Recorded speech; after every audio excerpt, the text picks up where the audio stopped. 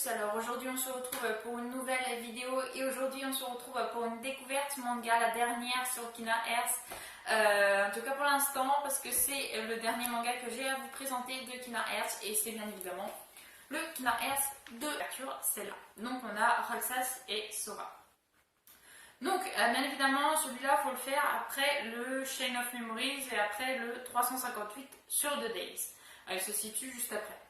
Où on retrouve donc Roxas. Roxas, puisque Sora, lui, à la fin donc, de Chain of Memories, s'était fait emprisonner dans un espèce de cocon qui avait pour but de lui extraire ses souvenirs. Et c'est Roxas et donc en théorie Shion qui sont sortis et qui ont été plus ou moins vivants grâce au fait que Sora lui était endormi dans une espèce de cocon. Donc on retrouve Roxas qui s'est fait de nouveaux amis, qui est parti de l'organisation 13 et qui s'est fait donc de nouveaux amis humains.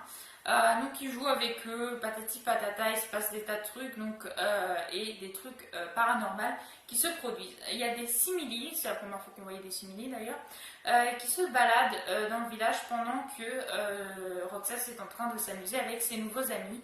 Ce qui va lui mettre la puce à l'oreille, il va se faire accoster par un membre de l'organisation 13 qui lui demande s'il perçoit Sora. Et pendant le premier tome, alors je ne vais pas tout vous raconter du premier tome, ce serait dommage quand même, il va se demander qui il est réellement. Voilà, et bien évidemment, il n'arrête pas de rêver de Sora, comme si Sora c'était lui.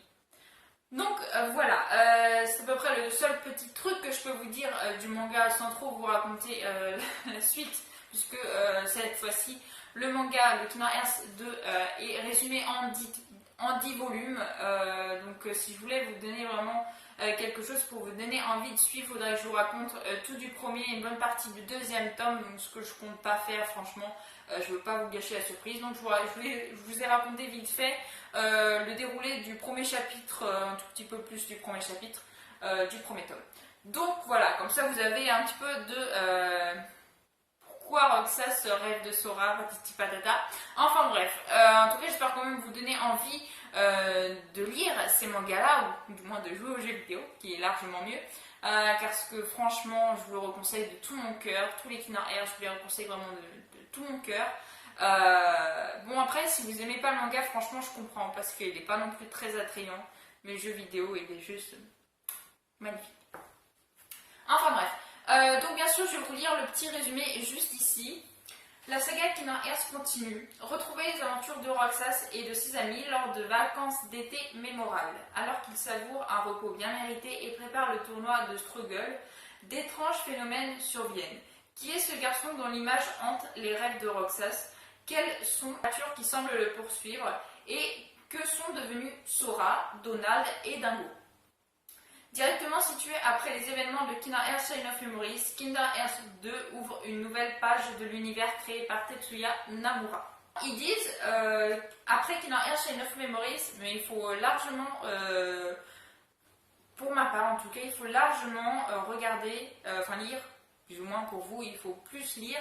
Donc Chain of Memories certes, Kina Earth, après Kina Earth Chain of Memories, ensuite Kina Earth 358 sur The Days et ensuite le 2. Moi, si je ferais le Chain of Memories et ensuite le 2, franchement, Roxas, je me dirais, mais il vient d'où? Que si vous faites le 358, vous comprenez déjà beaucoup plus de choses, en tout cas pour ma part.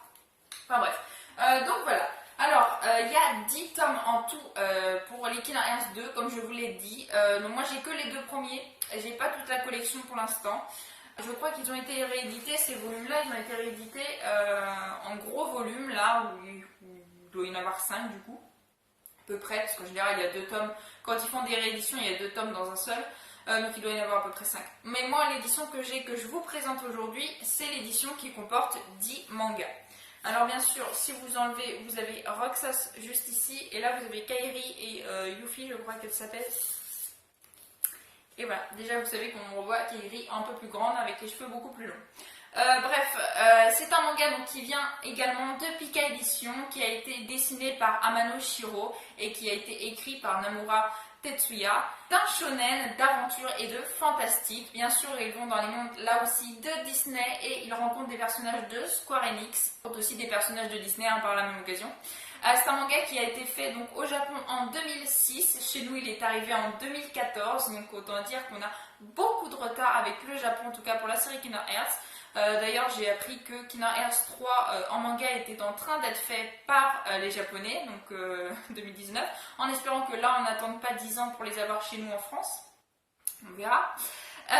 Il y a donc 10 tomes, comme je vous le disais, dans cette série. Et si je devais noter cette série, disons que j'ai que les 2 premiers, donc je peux pas trop me faire un avis, surtout qu'il y a 10 tomes. Je noterai ça 17 sur 20. Allez hop. Déjà, je trouve ça beaucoup mieux qu'ils aient fait 10 volumes, parce que le premier, je trouvais que 4 volumes pour raconter l'histoire du premier, c'était quand même chaud. Il y a plein de trucs qui en parlent, mais vite fait. Voilà, donc là je suis bien contente qu'il y ait 10 volumes, je pense que c'est largement mieux, j'espère que je pourrai les lire un jour, en tout cas je continuerai cette série, je la terminerai, donc je verrai bien. Donc pour l'instant, vu que j'ai pas tout lu, je peux pas trop me fier, mais sincèrement, je pense que c'est le meilleur qui a été dessiné mais en manga, donc oui, je lui mettrai 17 sur 20. Donc je vous conseille vraiment à 200% ce manga-là, tous les mangas que j'ai pu vous parler de Kingdom Hearts, qui raconte donc l'histoire de Kingdom Hearts, une histoire qui est vraiment poignante, en tout cas pour moi. Très mystérieuse, ça m'a fascinée en fait. L'histoire de Kingdom Hearts m'a fascinée en tout point.